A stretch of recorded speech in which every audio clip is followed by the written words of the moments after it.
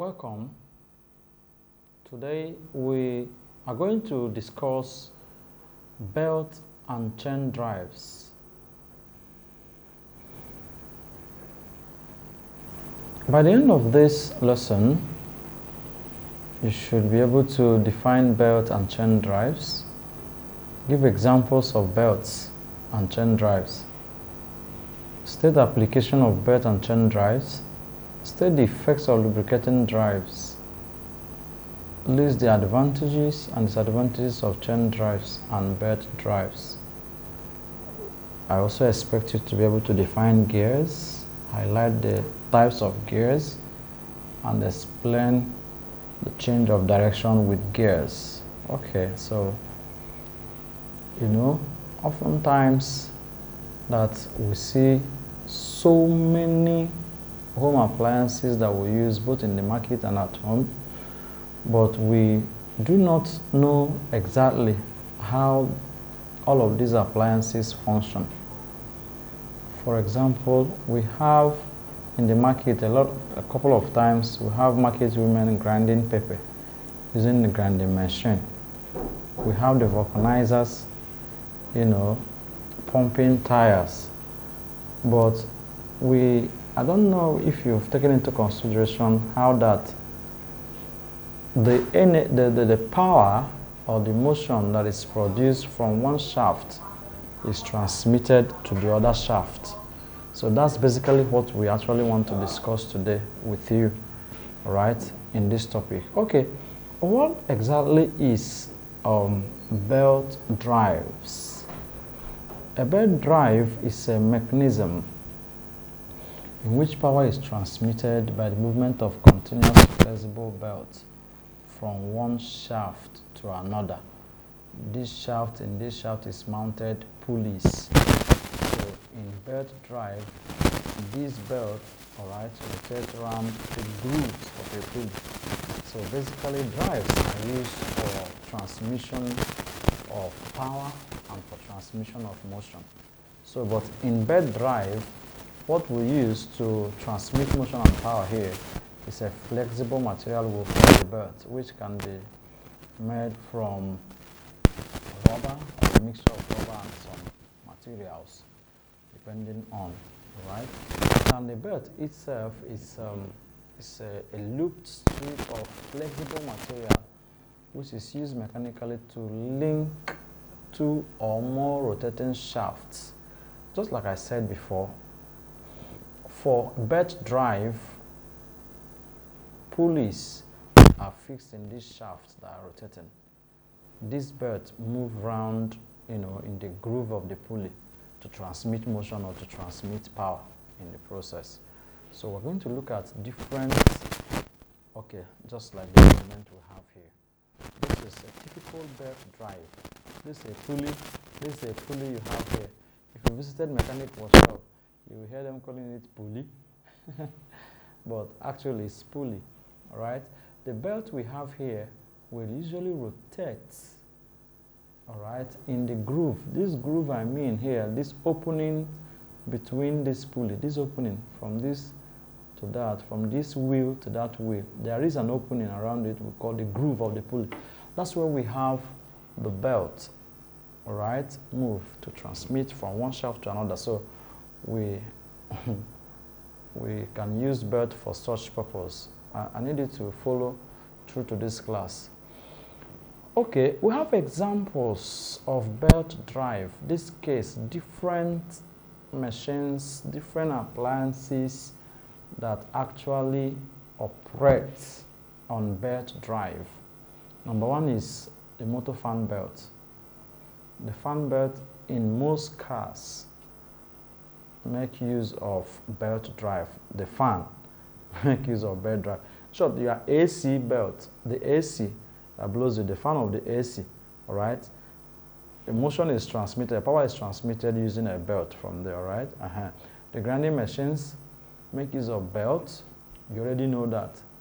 The sewing machines make use of belt to operate if you must transmit power from the motor to the machine. It is belt that you use for such. The treadmills also make use of belt, and some other things. There are so many things that make use of belt. The CD player you have, all right, makes use of belt to transmit motion.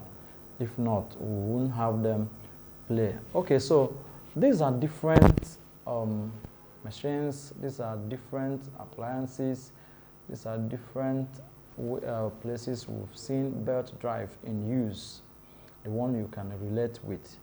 Okay, at least the grinding machine is popular, everybody knows. Like I mentioned, the machine of the vulcanizer operates, all right, using belt drive. Okay, so this is a typical example of what I'm talking about. All right, this is where the source of the power comes from. This is it. This one is a generator here.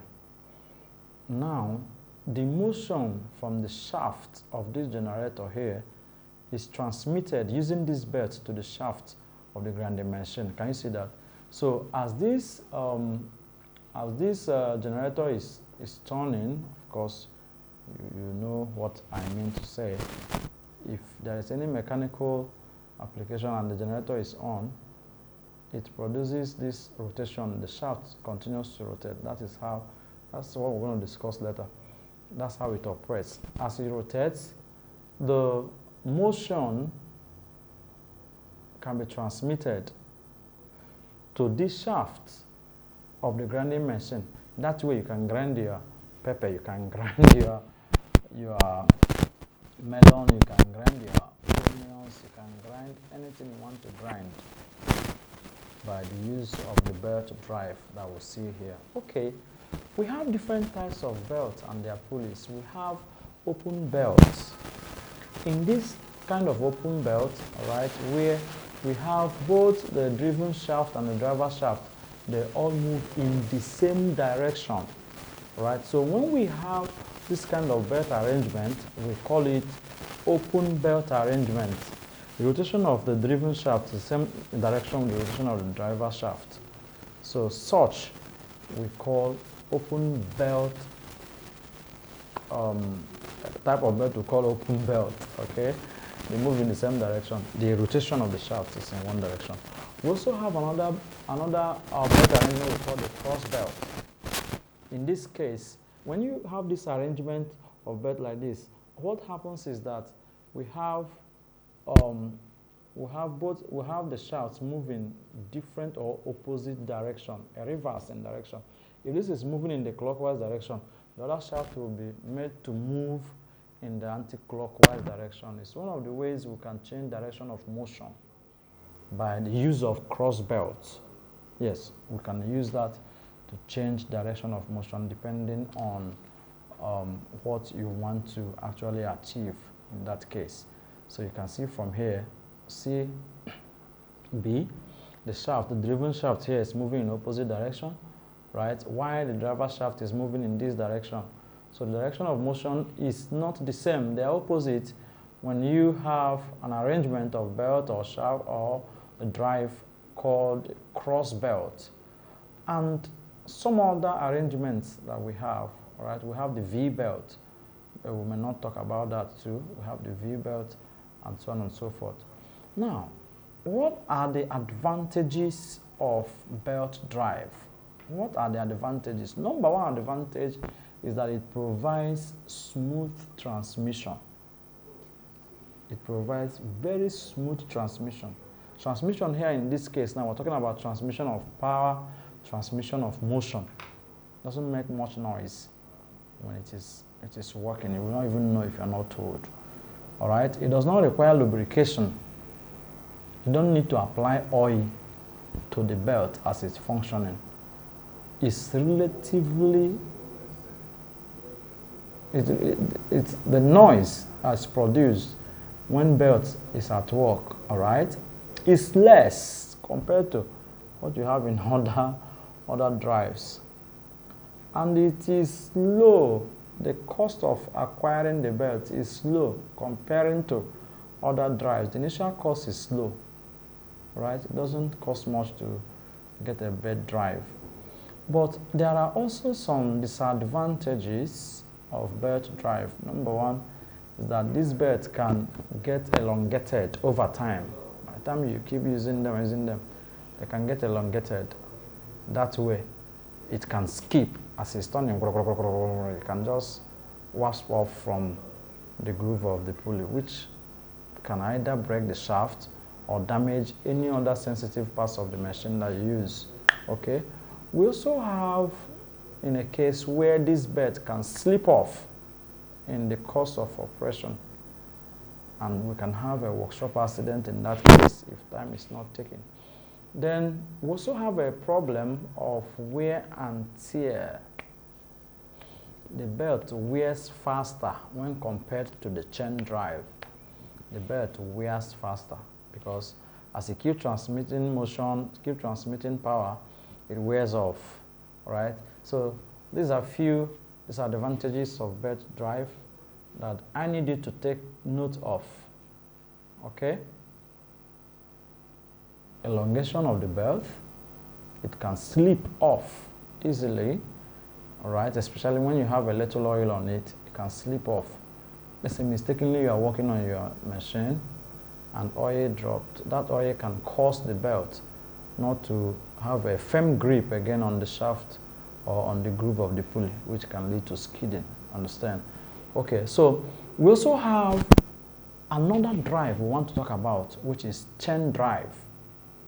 Remember, the essence of this drive is transmit motion, transmit power. All right?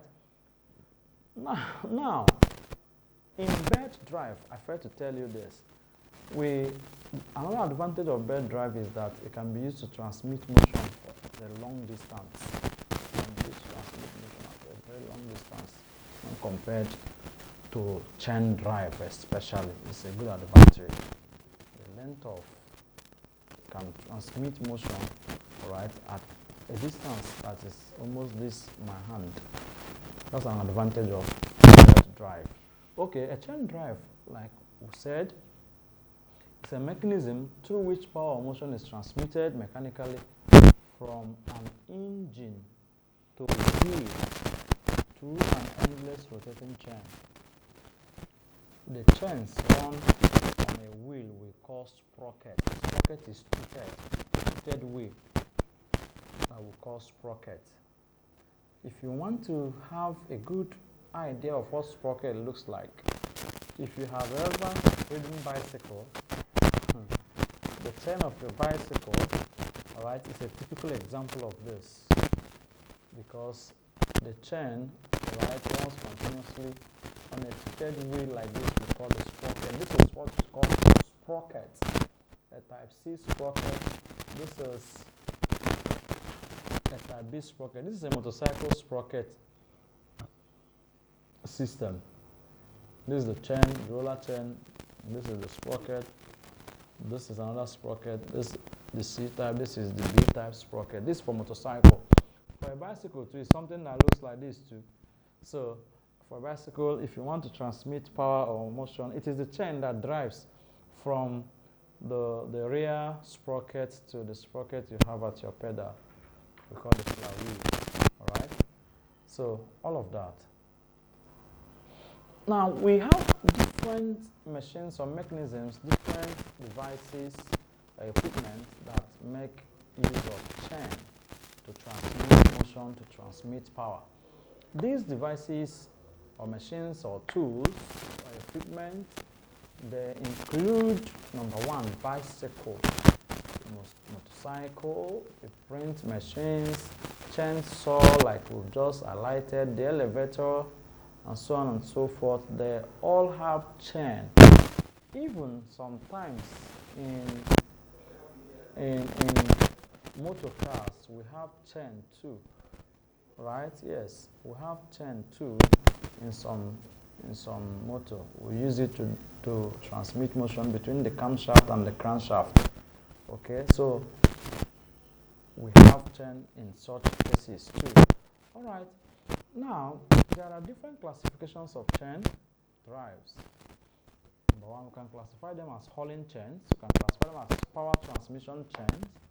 we can classify them as low lifting chains, right? In hauling chains, just like the name implies, we use them to carry materials for haulage. In power transmitting chain, just as the one we have in your bicycle, just as the one we have between the camshaft and the crankshaft, alright? Just like that type of chain is a power transmission chain, okay? They also have a low lifting chain too, just as we can have in the elevator, alright? It can be used for suspending heavy loads with chain. If you've seen them remove engine from a car, they make use of some chains, although that one too, they make use of chain to draw it up. That one could be called a low lifting chain, alright? So there are advantages of chain drives.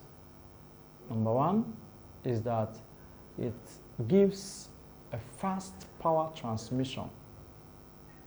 It's fast compared to. It also produces more power transmission, you know. It's rare for chain to slip or creep, very rare, unless the teeth of the sprocket are all gone, they are all worn out. That way we can have the chain slip off. But it's rare, it's very rare for chains to slip off, unless we have a break, maybe due to overheating or something in the engine that wears off the teeth of the sprocket. Then chain drives last longer than belt drive comparatively, right? In chain drive, you don't require initial tension. You don't have to put it in tension before it works. Once you have that, this is it, the chain begins to work. It has the length. You don't need to put it in tension before it works. Chain drive can operate in wet condition. That's an advantage it has over other drives, that it can operate in wet condition. Remember that I said, if you have a disadvantage of belt drive, that if it comes in contact with oil, it can either start making noise or speed from the groove of the tool, which can cut the belt. Of course, you know that will put a cost to the owner of the machines. Okay, so these are few advantages of chain drives. They transmit power so fast. All right, they transmit more power when you compare. They last longer. All right, they don't require initial tension before they operate. There is no slip, or slipping is reduced to the barest minimum unless the sprocket teeth is worn out. That way we can have it, you know, slip. It operates in a wet condition. Okay, so these are different advantages of chain drives, but I need you to also know that anything that has got an advantage has also disadvantages. One of the disadvantages of chain drive is that it requires frequent lubrication. If you don't lubricate chain drives, they will wear out the teeth of the sprocket. That way, you'll be having to maintain a lot. So consider the cost of lubrication too to the owner of the machine. Now, they can be noisy too. Once they lack oil, it can be noisy. That kind of cracking noise and all of that can be noisy. And if such noise is produced, it can lead to vibrations. Okay, so we cannot use them for non-parallel shafts. We only use chain drives for parallel shafts. We cannot use them for non-parallel shafts. Okay. Anytime you're making use of chain, it will always require a housing. Alright, yes, it will require a housing. In bicycle that time, you always have your motor guard. You always have a guard. If not, the chain can cut your legs if you mistakenly. It can wear out your shoe if you don't know that the chains are touching your shoes. So they always require housing. before they can operate maximally.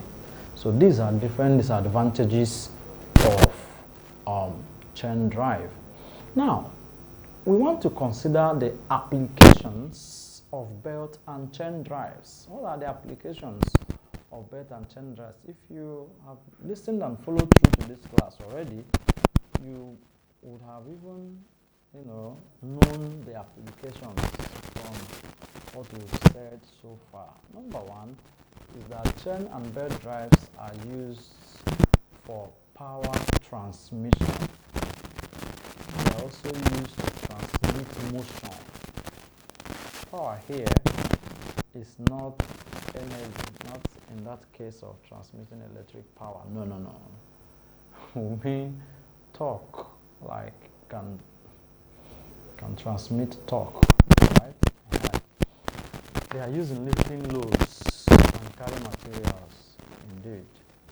They can also be used in oil well drilling rigs. Chain drives can be used for that. They are used in transportation industries. Of course, you already know that. Alright. They are used in agricultural machineries, even in road constructions, right? Even in building constructions, we need chain drives to do all of this. The treadmills, the mill industry operate on drives. I hope you know what treadmill is. I know you know. Okay, so all of them operate on chain drives. Like I said before, even your car, the tape recorder, operates on chain drive. There are different applications. So we can say even in entertainment industry, we need drive. You see that now? Yes, we need drives. Okay, what are the effects of lubricating drives? For chain drive, right? It can reduce wear and tear between the pins and bushings for chain drives.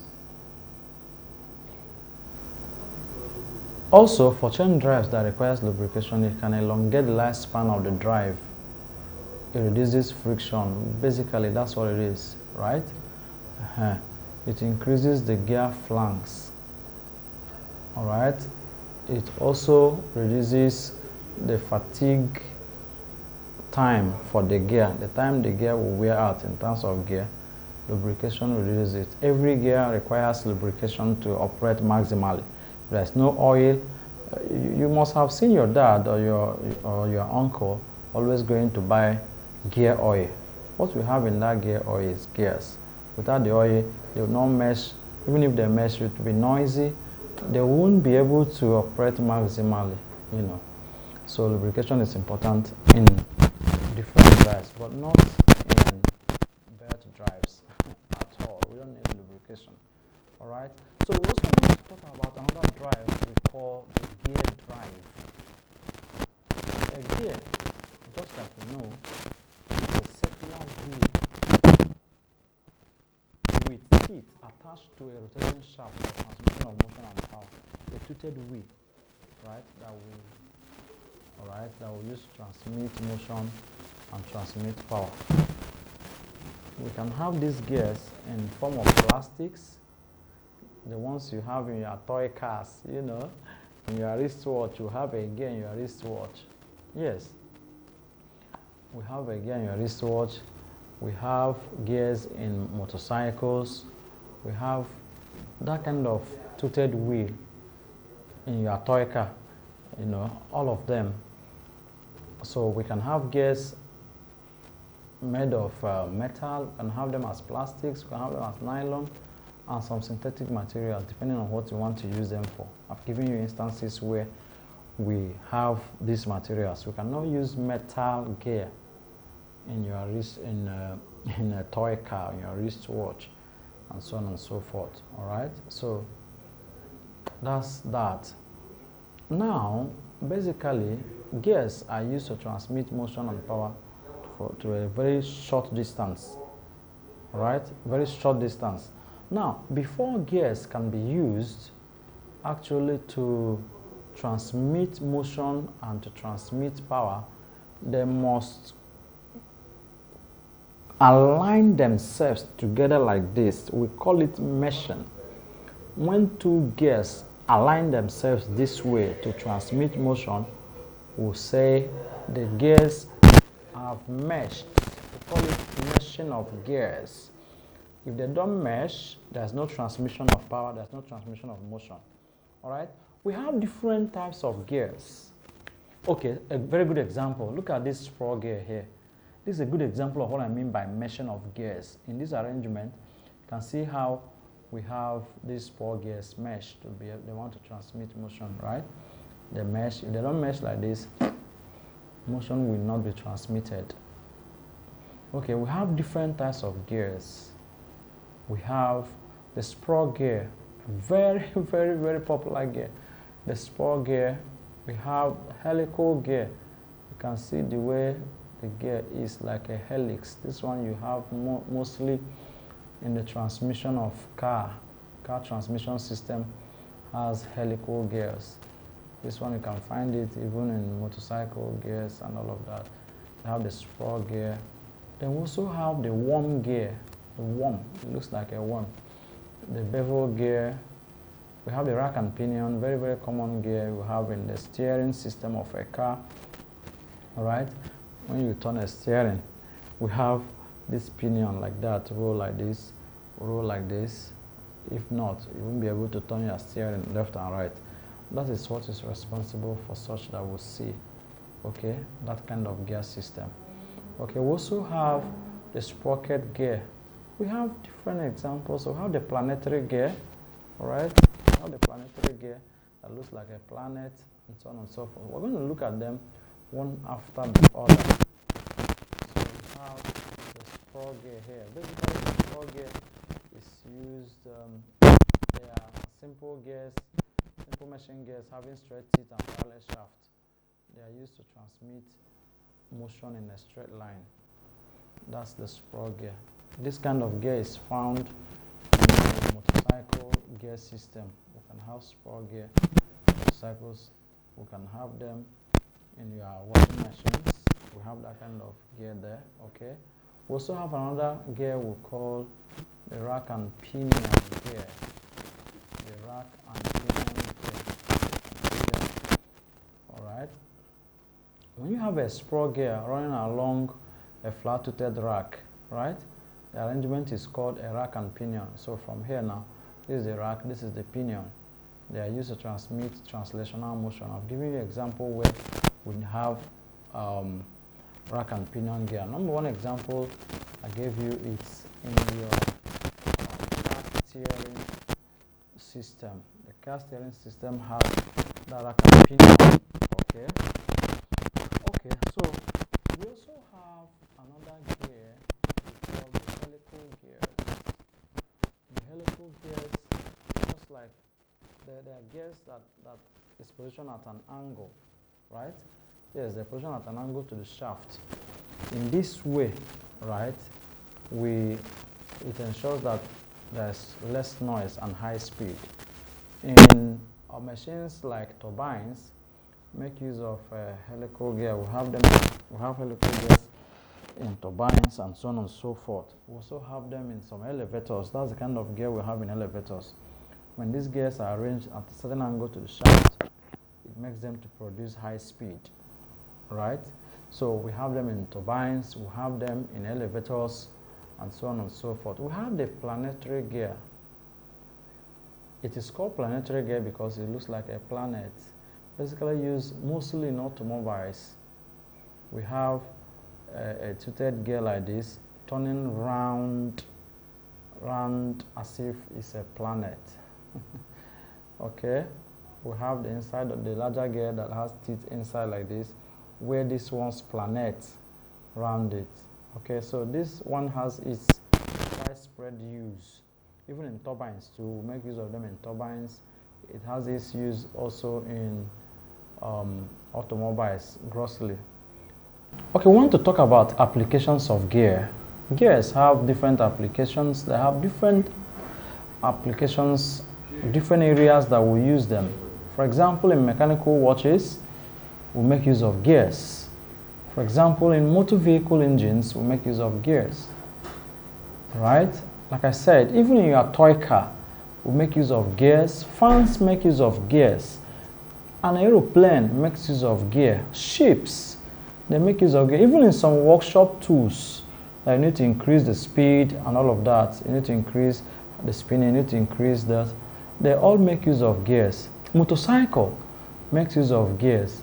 Even in railway, all right, we make use of gears in these areas, okay? So gears have enormous applications. We apply them in so many things. All right, now we want to look at how we can change direction with gears. Apart from what we use gears for transmission of motion and power, right? We can use gears to change direction of motion. There are gears we call reverse gears. I know you must have heard about it. Yes, for example, in a car, if a car is moving in this direction, right, that car can be made to go back in reverse direction. That can be achieved by the use of a gear. It is gear that can do that. Apart from gear, any other drive does a one-way movement. It does not reverse its direction. But a gear can reverse its direction depending on how you arrange it. All right? So if you arrange the gear, it can go in the other direction. If it's moving this direction, it's moving in the clockwise direction, it can make to do a counter direction. In vehicles, we'll see that a lot, that you can go forth and go back. Yes, so gears can be used to change the direction of motion. It can be used for that, all right? So a good example of this is even some motorcycles now have reverse gear. Keke napep, what you people call korobe, depending on where you reside, all right? It has reverse gear. It can rotate in opposite direction, can go back in opposite direction. So we can actually use gears to change direction of motion. So any of these things, any of these machines or engines that you can see go in the reverse direction, it is gear that is responsible for such in them. You can see what is happening here. This is a gear. We can have these gears move. This one can change the direction of this particular motion. Let's say we have a shaft here, okay? So this gear can change the motion of this gear. So these are different things we can use gears to achieve. I hope you enjoyed the class. Okay, I want to lead you to our app, the ExamGuide app, to see how we can use this app to solve so many questions involving what we've done already. Like I used to telling you that you need this app if you must do well in basic technology examination. This app is the app I recommend personally for you to make use of to prepare for your examination. Okay, so let's look at some questions as regards drives, what we'll just finish learning now. All right, let's see. Okay.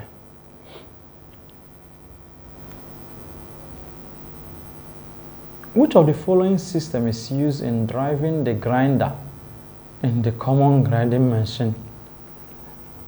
I need you to answer it yourself. Okay, good. Of course, the answer is belt drive. It is belt drive that's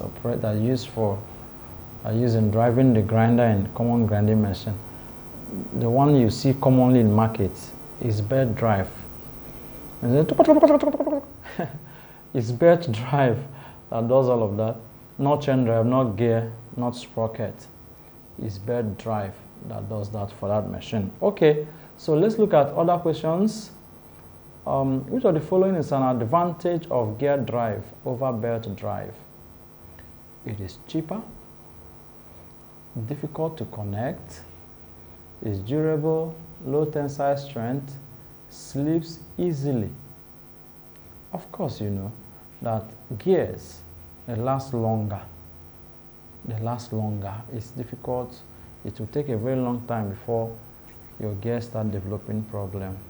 So they are durable. That's the advantage it has over a belt drive, because a belt drive, it has a lifespan it can stay. Either it elongates or it starts skidding or it wears out, because friction can actually have an effect in some cases. Okay, this is the size of our class. Please, I urge you to please continue to make use of this app. Revise other topics you've learned. The app is of help. Thank you.